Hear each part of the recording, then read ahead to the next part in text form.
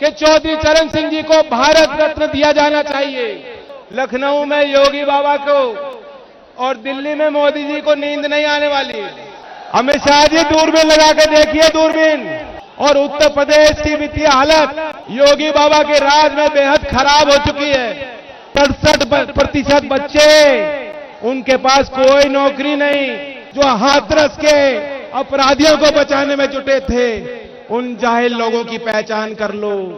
मैंने तो इनकी लाठी खाई पुलिस वालों की, और अगर आपके लिए 100 लाठी खानी पड़ेंगी तो खाऊंगा। 1 करोड़ प्रदेश के नौजवानों को 5 साल में हमें नौकरी दिलानी है, 1 करोड़।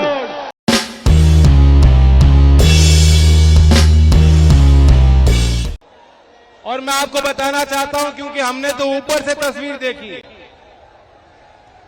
जितने लोग यहां हैं 10 गुना ज्यादा अभी भी सड़कों पे आने की कोशिश कर रहे हैं। ये हमारे और आपके लिए शुभ संकेत है। इससे देश के किसानों के अंदर एक नई उम्मीद जागी। जिस तरीके से किसान, मजदूर, कमेरा आज इकट्ठा हो रहा है, और 23 दिसंबर किसान दिवस ये तो आपका ही दिन है। पहली बार ऐसा हो रहा है कि 23 दिसंबर के इतने बड़े विशाल आयोजन में,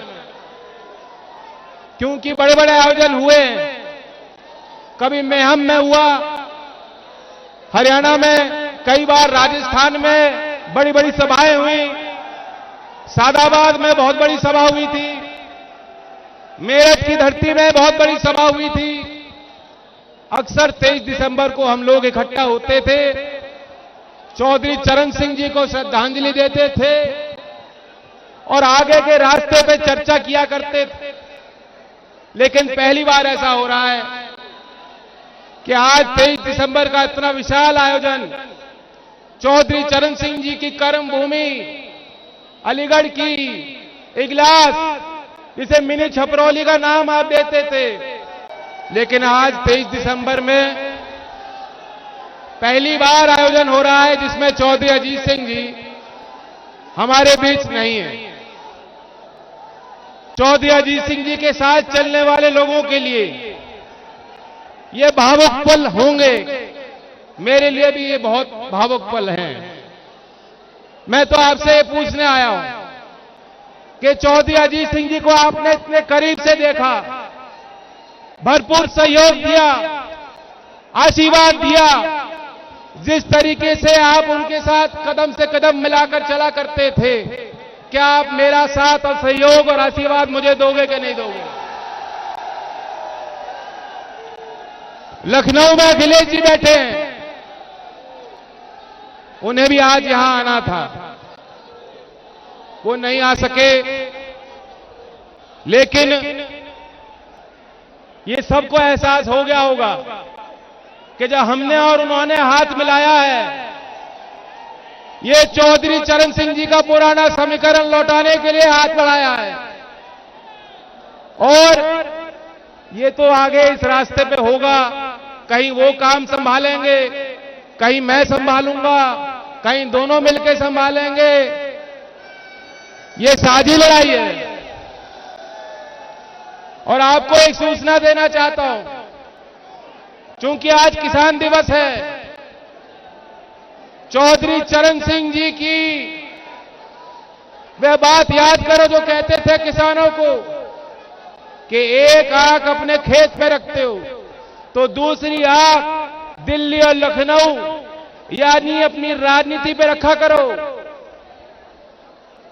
चौधरी चरण सिंह जी की विशाल विराट विरासत को संभालने के लिए और देश के किसान को सम्मान दिलाने के लिए आज लखनऊ से माननीय अखिलेश जी ने एक ट्वीट किया है, मैं आपको जानकारी देना चाहता हूं। उन्होंने मांग की है कि चौधरी चरण सिंह जी को भारत रत्न दिया जाना चाहिए। क्या आप सहमत हो? सहमत हो तो हाथ उठा के बताओ, सहमत हो? वैसे देश का किसान, देश का हर व्यक्ति उन्हें अनमोल रत्न मानता है। मैं भी क्योंकि उस परिवार से आता हूं, मेरी कुछ सीमा है, मैं क्या बोलूं नहीं बोलूं। लेकिन जिस तरीके से अखिलेश जी ने वकालत की है, आज रात को लखनऊ में योगी बाबा को और दिल्ली में मोदी जी को नींद नहीं आने वाली। इन लोगों ने चौधरी साहब को सम्मान नहीं दिया। इन लोगों ने सत्ता हासिल करने के लिए किसानों को तरह तरह के झूठे वादे किए थे।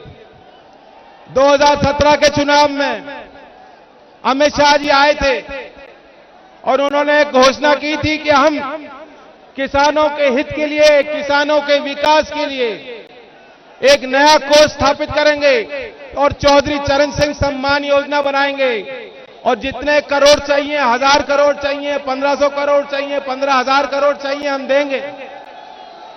कहां है वो योजना? अमित शाह जी दूरबीन लगा के देखिए, दूरबीन। चौधरी चरण सिंह के नाम पे आपने एक योजना बनाई हो तो बताइए। नहीं बनाई गई। 7 दिन में नया साल आ जाएगा 2022। 2022 के लिए क्या बोले थे? मोदी जी ने कहा था, मित्रों 7 साल में हम किसान की आय दुगनी कर देंगे। अब आ गई 2022। किसी की आय दुगनी हुई है क्या? हमें और आपको पता है किसी की आय दुगनी नहीं हुई। लेकिन मैं आपको आंकड़े बताना चाहूंगा। चौधरी चरण सिंह जी की बहुत बड़ी ताकत थी। दिमाग उनका अर्थशास्त्री का था और दिल उनका किसान का था। वे गांव की भाषा बोल लेते थे, समझ लेते थे और अंग्रेजी में किताब लिख लिया करते थे और कई बार भाषण में वो आंकड़े दिया करते थे। हो सकता है कि उनके भाषण को सुनने वाले लोगों को उनके आंकड़े सारे समझ में नहीं आते हो, लेकिन चौधरी साहब अपना फर्ज मानते थे कि गांव के गरीब घर में पैदा हुआ व्यक्ति भी देश के मुख्यधारा में पहुंचाना है तो देश के मुद्दे गांव तक पहुंचाने होंगे। ये चौधरी चरण सिंह जी मानते थे और उन्हीं की तरह अगर हमें काम करना है, मैं आपको आंकड़ा बताना चाहता हूं, क्योंकि अब तो देख रहे हैं रेडियो पे, टेलीविजन में, अखबारों पे पूरे अखबार पाट दिए योगी जी ने। एडवर्टाइज कर रहे हैं, कह रहे हैं कि सब किसान खुशहाल हो गए, किसान की आय दुगनी हो गई। मैं आपको आंकड़े बताना चाहता हूं। आज देश की प्रति व्यक्ति औसत आय 86,659 रुपए है। 86,659 रुपए प्रति व्यक्ति देश भर की आय है और उत्तर प्रदेश की 41,023 रुपए। आधे से भी कम पे हो, आधे से भी कम पे। पूर्व की सरकार जब अखिलेश जी मुख्यमंत्री थे 2016 और 17 में, वो 5 साल आप देखेंगे तो हमारे प्रदेश की जीडीपी का प्रगति दर यानी घरेलू उत्पाद, कुल घरेलू उत्पाद जो जीडीपी कहते हैं, औसतन 5 साल में 2012 से लेकर 2017 तक उत्तर प्रदेश में 6.9% का प्रगति दर था और योगी जी बाबा जी के राज में 1.9 रह गया। 1.9। ये सब क्यों है? क्योंकि बाबा जी को कुछ अता पता नहीं है। बाबा जी बैलेंस शीट नहीं पढ़ सकते। बाबा जी के आगे फाइल रख दी जाती होगी, अधिकारी उनको जैसा समझा देते होंगे, बिना फाइल को देखे पढ़े वो हस्ताक्षर कर देते होंगे और बयान दे देते होंगे। योगी जी बैलेंस शीट नहीं पढ़ सकते। मैं इकोनॉमिक्स का स्टूडेंट रहा हूं। देश की वित्तीय हालत और उत्तर प्रदेश की वित्तीय हालत योगी बाबा के राज में बेहद खराब हो चुकी है। साधारण किसान परिवार आज गुजारा नहीं कर सकता। हमारे जो नौजवान ये जो नौजवानों की भीड़ आई है, इन्हें नौकरी नहीं मिल रही, कहीं नौकरी नहीं मिल रही। और बता दूं, नौकरी नहीं मिलेगी तो शादी भी नहीं होगी। इन लोगों का बस चलेगा तो कुंवारे रह जाओगे इनकी तरह। और शादी करानी है तो नौकरी चाहिए। मैं एक और आंकड़ा दे रहा हूं नौजवानों को। 2012 में जो ITI का सर्टिफिकेट लेते हैं, जो टेक्निकल डिप्लोमा लेकर बच्चे नौकरी हासिल करने की कोशिश करते हैं, 2012 में 13% बेरोजगार थे। 13% भी बहुत ज्यादा होता है, लेकिन वही आंकड़ा 2019 में 67% तक बढ़ गया। यानी ITI में आपके पास डिप्लोमा है, महंगी डिग्री बच्चों के पास है, लेकिन 67% बच्चे, उनके पास कोई नौकरी नहीं, जीविका का कोई आधार नहीं है। कितने बच्चे हमारे इंजीनियरिंग कर चुके, MBA कर चुके, और आज खेत में जाके मजबूर हैं कि खेती करनी पड़ रही है। हमारा साधारण किसान परिवार हजारों का बिजली का बिल आता है, हजारों का बिजली के बिल चुका नहीं पा रहे लोग। बिजली का बिल चुकाया जा रहा है क्या? जो मजदूरी कर रहा होगा, जो रिक्शा चलाएगा, जो ढकेल लेके चल रहा होगा, जो रोज काम ढूंढता है, वो क्या हजारों का बिजली का बिल चुका सकता है? लेकिन योगी जी का प्रचार है, योगी जी कहते हैं कि हमने कानून व्यवस्था सुधार दी, कानून व्यवस्था सुधार दी। लेकिन हालात ये हैं, रोज आप अखबार देखोगे तो इतनी लूट हुई, उतनी लूट हुई, और हमारे यहां हर 2 घंटे में महिला के साथ रेप हो रहा है, हर 90 मिनट में बच्ची के साथ रेप हो रहा है। ये अश्लील हरकतें हो रही हैं। हाथरस में जो हुआ, रात के अंधेरे में परिवार को वो मौका नहीं दिया कि अपने बेटी के अंतिम दर्शन कर सके। वे जाहिल लोग जिन्होंने वो कृत्य कार्य किया, वे जाहिल लोग जो सेंगर को बचाने में जुटे थे, जो हाथरस के अपराधियों को बचाने में जुटे थे, उन जाहिल लोगों की पहचान कर लो। मोदी जी कहते हैं कपड़ों से पहचान होती है, मैं तो कहता हूं उनकी भी पहचान कर लो तुम लोग। वे लोग भी गोरखपुर और लखनऊ में बैठे हैं, वही लोग थे, गुंडों को भगाएंगे। चौधरी चरण सिंह जी का राज याद होगा आपको।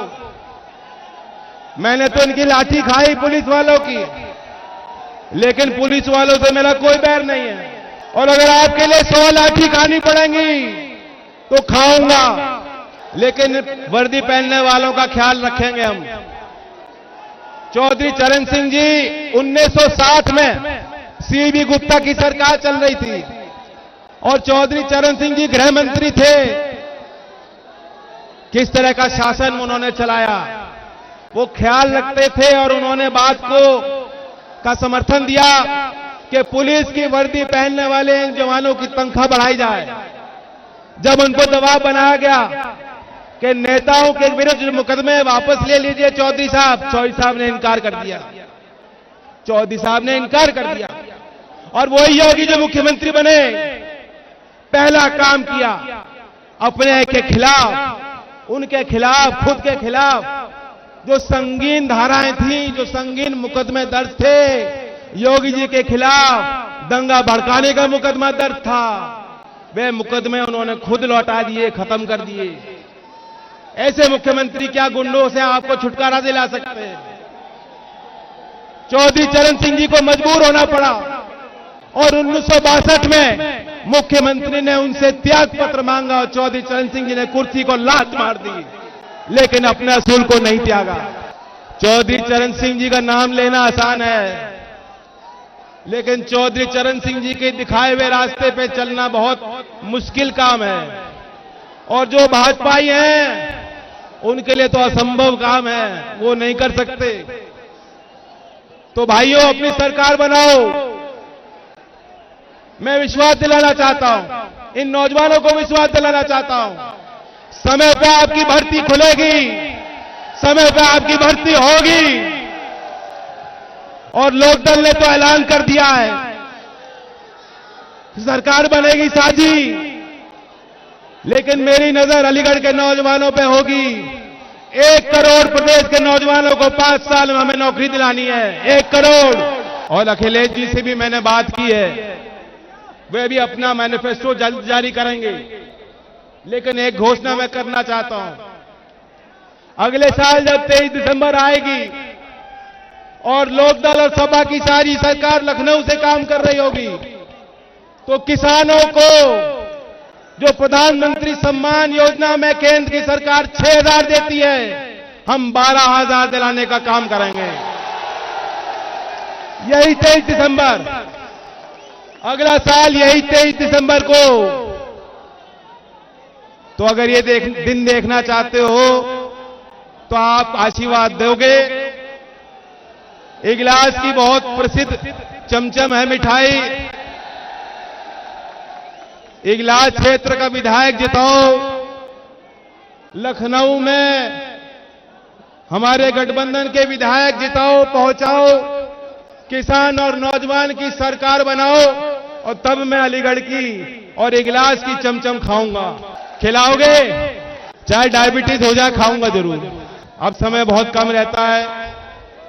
मैं आज इस अवसर पर जिन किसानों ने लंबा संघर्ष किया उनको याद करना चाहता हूं, उनके प्रति अपनी संवेदना व्यक्त करना चाहता हूं। जो 700 से ज्यादा किसान शहीद हुए, आज किसान घाट पे हमने हवन किया। देश की संसद में चौधरी चरण सिंह जी की तस्वीर लगी है, उस पे पुष्पांजलि करके मैं आपके बीच आ रहा हूं। और किसान घाट पे किसान आंदोलन के जो लोग शामिल थे, मैं नाम नहीं लूंगा क्योंकि फिर जो उन पर दबाव बन जाएगा, वे लोग वहां पहुंचे थे। हम और वे मिलकर लड़ेंगे जो किसान विरोधी ताकतें उनको उखाड़ फेंकने के लिए। हमारे अलीगढ़ में, गोंडा में लगातार किसान आंदोलन चलता रहा। उस आंदोलन में शामिल होने वाले प्रत्येक किसान को मैं देश के किसानों की तरफ से धन्यवाद देना चाहता हूं।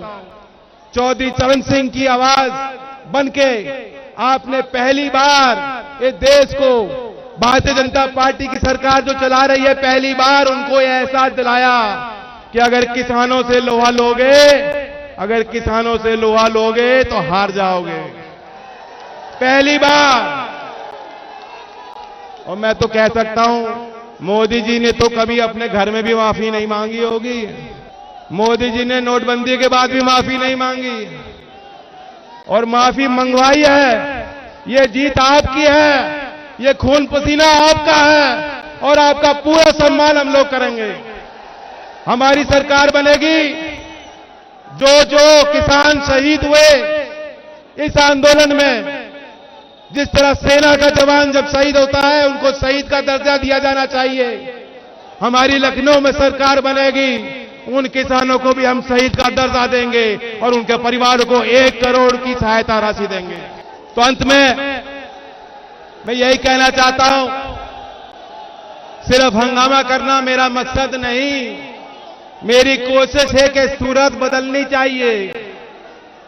सिर्फ हंगामा करना मेरी कोशिश है कि सूरत बदलनी चाहिए। मेरे सीने में नहीं तो तेरे सीने में सही। आग कहीं भी हो, लेकिन आग जलनी चाहिए।